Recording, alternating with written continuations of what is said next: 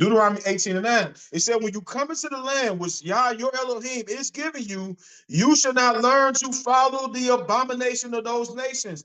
There shall not be found among you anyone who makes his son or daughter to pass through the fire, or one who practices witchcraft, or a soothsayer, or one who interprets omens, or a sorcerer, or one who conjures spells, or a medium, or a spiritualist, or one who calls upon the dead, which is necromancy. So in my days of old, I would think that they all was under the umbrella of just witchcraft, but they all are under the power of darkness, but it's different tiers, it's different roots of this tree of wickedness. And you have these familiar spirits.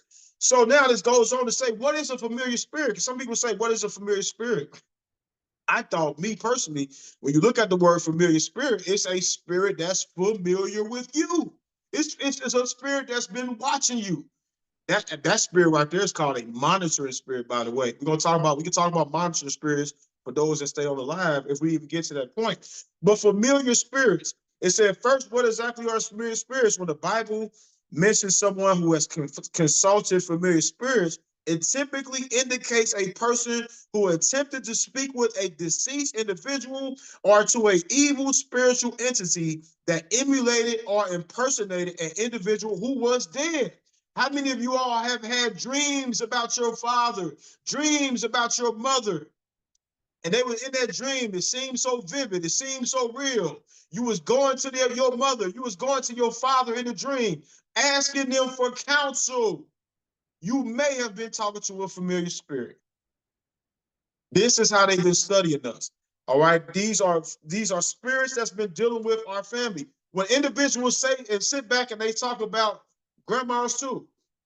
All right. When individuals talk about this runs in my family, they say diabetes runs in their family. All right, this is a spirit that's on individuals within that family that causes them to be gluttons, to cause them to put sugar on all of their food that they eat, that causes them to eat all kind of unhealthy things. It's something driving that family. We have to take hold and remember this. When we go to Exodus Shemos, it tells in chapter 20 that, the Most High will visit the iniquity of the fathers of the children to the third and fourth generation of those that hate him. This is a reason why you have to be able to share this with individuals, because there are individuals out here who hate the Most High. There's individuals who hate the Most High because they hate the Most High, because they're like, how can it be a real Most High when all these people out here killing each other? How can it be a real Most High when you got somebody in office that's like a dictator? How can it be a real Most High when these pedophiles are running around in these streets? You have to understand this. You got to understand the mind of the Most High, because that family member who thought that I'm gonna go out here, I'm gonna spray, I'm gonna sow all my wild oats, or they may have got a hold of that Ouija board and that spirit that jumped out the Ouija board, and that Ouija board has been chasing them around everywhere within that jurisdiction. And then when they leave to another state and move to another state, the demons within that jurisdiction, they reach out to their other demons in that area where they're on their way to, because they already know where you're about to go. And then they let them know. So then you have some similar demons, because this is another mistake that those of us believers make sometimes. And maybe you're not one of those persons. I appreciate the prayers.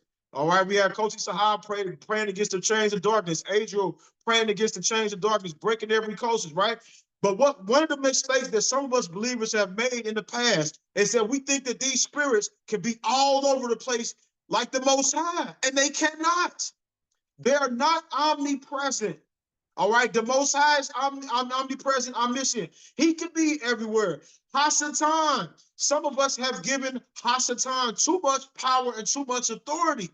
We think that the adversary is everywhere, when in all actuality, the adversary has to have minions and devils to do their research on you and then bring it back to him, and then he can come to the area where you at and cause harm.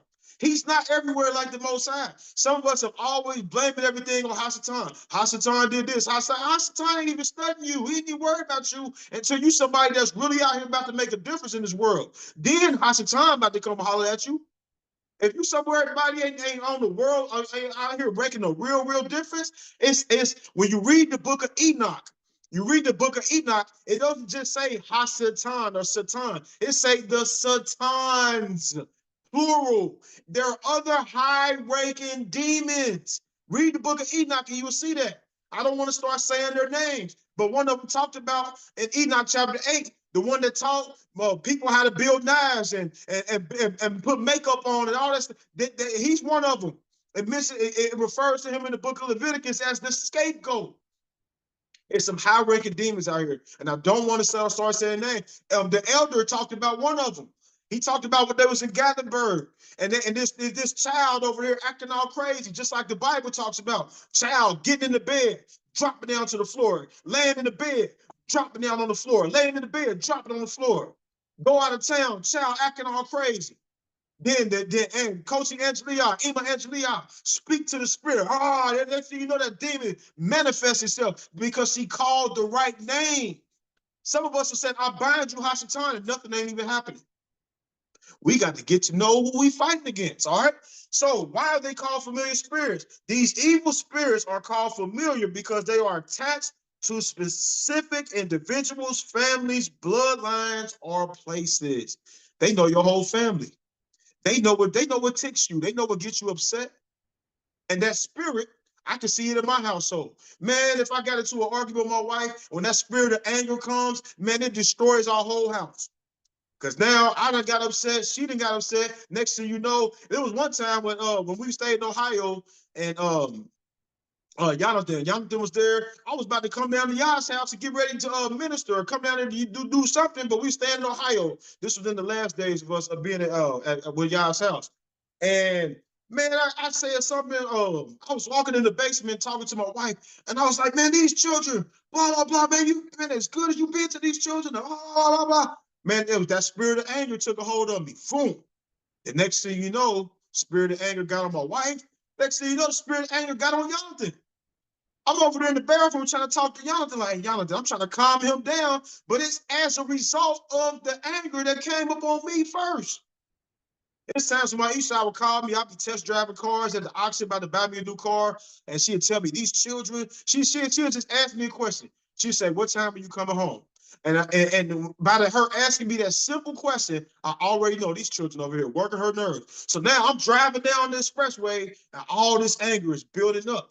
Now, I will admit personally, I admitted it publicly, all right? Even though I got the 12 fundamental laws of wisdom, even though I tell people control your tongue, control your anger, doesn't mean that it's not a bigger target on my back to control those things as well. And I feel bad because I'm like, man, I put this stuff out here, but these are areas where I still find myself having to deal with. I'm driving down the highway, all this anger building up. Now, this is going back to Ohio days. I pray the Most High's helped me since then. But I will come in the house and I'm angry, just upset, like barely even saying hi to people. I'm getting straight to what you been doing? What you been doing? What's going on? Blah, blah, blah. Then that spirit of anger come in there. And now that spirit of anger is lashing out on everybody. For those that went to see that play last year at Passover, Great Awakening, they did this play, and it was like this woman in all black, and she would come and she would have this cape, and she would throw this cape towards people, and she would throw this cape towards them, and then next thing you know, you start seeing people arguing and fighting and doing all this stuff. That's how it be in real life. These spirits, they would throw something out there and cause you to debate for it, and it would be something familiar, a familiar spirit, and it would cause a person to go all overboard. Like I said, anybody that has these experiences, raise your hand. This don't have to be me just talking. I want to introduce you all. If you have anything to say about it, it's familiar spirits in the chat. All right. So let me continue. Let me go on. So this next page in 16, it says the worst case of demonic oppression is when an individual is unaware that they are being demonically attacked. Did you hear this? The worst case of demonic oppression is when someone don't even know they being attacked. Some of us out here, we think everything going good, man, and don't even know that a familiar spirit is helping, could be helping somebody out. They don't even know they're being attacked. It's obvious for some of us. Let's go to Leviticus chapter 19. Leviticus chapter 19. All right, let's get there. This is serious right here.